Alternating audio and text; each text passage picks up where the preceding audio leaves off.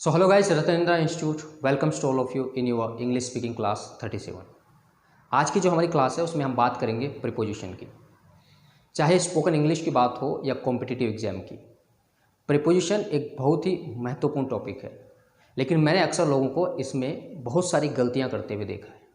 कारण कि लोग प्रीपोजिशंस जो है इसके हिंदी अर्थ याद कर लेते हैं, जो कई जगह पे सटीक बैठते हैं, लेकिन कई जगह पे हम उनको गलत तरीके से यूज़ करते हैं। जैसे मैंने पढ़ा कि ऑफ का मतलब होता है का, की, को, के। अब मैंने कोई सेंटेंस बनाया कि मैं सोमवार को आऊँगा, तो यहाँ पे मैंने देखा को, और को के लिए मैंने यूज़ किया of. I will come of Monday, मैं सोमवार को आऊँगा, I will come of Monday, जो कि गलत सेंटेंस है क्योंकि यहाँ पे ऑफ नहीं ऑन का यूज़ होगा। लेकिन ऑन का मतलब तो हम पढ़ते हैं पर या के ऊपर, तो मैं सोमवार के ऊपर आऊँगा या मैं सोमवार पर आऊँगा, इसका तो कोई अर्थ नहीं बैठता।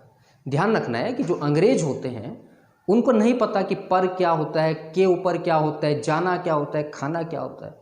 वो हिंदी से अंग्रेजी नहीं सीखते, तो हिंदी से अंग्रेजी नहीं बनाई जा सकती हर बार।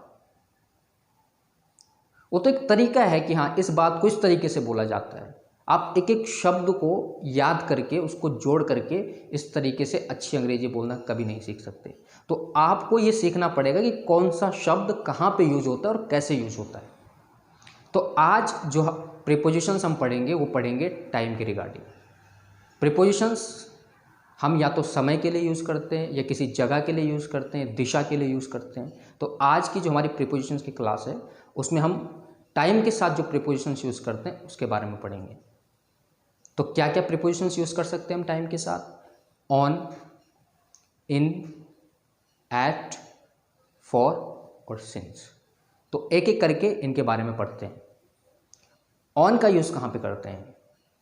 ऑन का यूज़ हम तब करते हैं जब हम किसी दिन का नाम ले रहे हैं, जैसे सोमवार, मंगलवार, बुधवार, या कोई डेट बता रहे हैं कि 15 जून, 10 दिसंबर, तब हम ऑन का यूज़ करते हैं। तो चलिए कुछ सेंटेंसेस बना करके देखते हैं। मैं तुम्हें सोमवार को कॉल करूँगा, I will call you on Monday. मैं तुम्हें सोमवार को कॉल करूँगा, I will call you on Monday. तो मंडे हमने यूज़ किया, तो मंडे के लिए हमने यहाँ पे ऑन का प्रयोग किया। जैसे वह रविवार को यहाँ आया था, he came here on Sunday. वो रविवार को यहाँ आया था, he came here on Sunday. Bharat को आज़ादी 15 अगस्त को मिली, India got freedom on 15th of August. तो कोई जब हम डेट बता रहे हैं तब भी हम ऑन का यूज़ करते हैं। मैं 12 जून को आऊँगा, I will come on 12th of June. तो ऑन का यूज़ कब करते हैं? जब डेट बता रहे हैं या कोई दिन बता रहे हैं। अब बात करते हैं इन की। तो इन का मतलब होता है मे। और जब हम सन की बात करते हैं, किसी मंथ की बात करते हैं, मॉर्निंग, इवनिंग, इसकी बात करते हैं, तो तब हम इनका यूज़ करते हैं। जैसे मैं 2012 में यहाँ आया था, आई केम हियर इन 2012। मैं यहाँ 2012 में आया था, आई केम हियर इन 2012।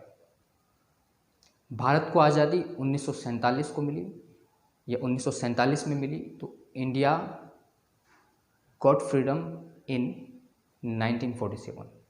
भारत को आज़ादी 1947 में मिली, इंडिया गॉट फ्रीडम इन 1947। हम 2011 में वर्ल्ड कप जीते, we won the world cup in 2011। We won the world cup in 2011। तो जब आप कोई सन बता रहे हो, कोई मंथ बता रहे हो, तो तब आप इनका यूज़ करते हो।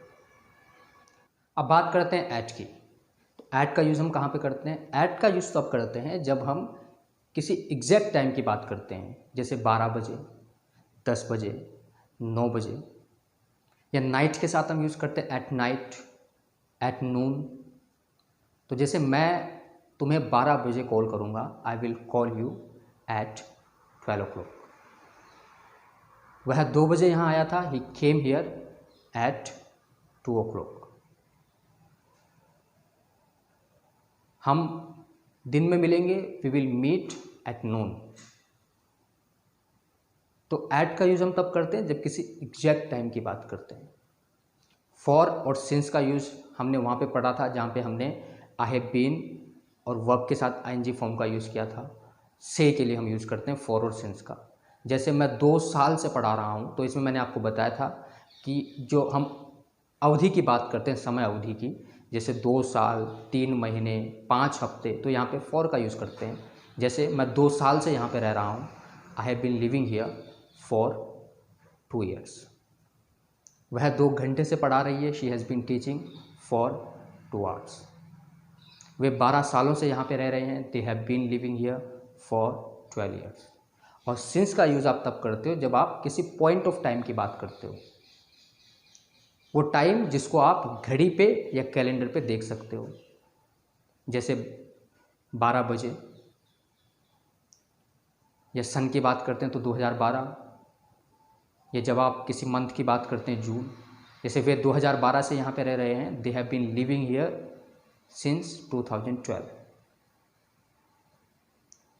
मैं सुबह से इस किताब को पढ़ रहा हूँ, I have been reading this book since morning. वह जून से इस कंपनी में काम कर रहे हैं, he has been working in this company since June. तो ऑन का यूज़ करते हैं कहाँ पर? जब हम किसी दिन की बात करते हैं या कोई दिनांक जब हम बताते हैं, जैसे सोमवार, मंगलवार, 15 जून, 20 अप्रैल, तो तब हम ऑन का यूज़ करते हैं। इन का यूज़ जब हम मंथ की बात करते हैं, जैसे जून, इन जून।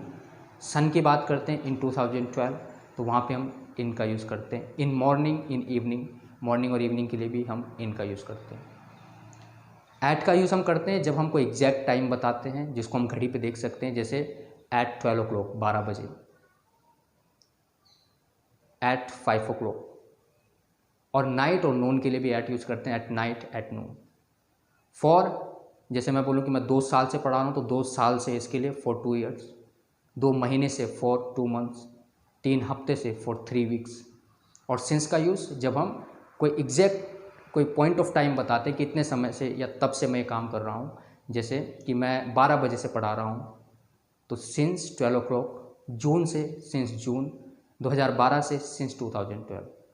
तो आज हमने पढ़े कि टाइम के साथ जो हम प्रीपोजिशंस यूज़ करते हैं वो किस तरीके से यूज़ करेंगे। तो टाइम के बारे में बताने के लिए हम यूज़ करते हैं ऑन, इन, एट, फॉर और सिंस का। तो इसकी आप प्रैक्टिस करें, इनको समझें, इन वीडियोस को देखते रहें और अपनी इंग्लिश को इम्प्रूव करते रहें। धन्यवाद।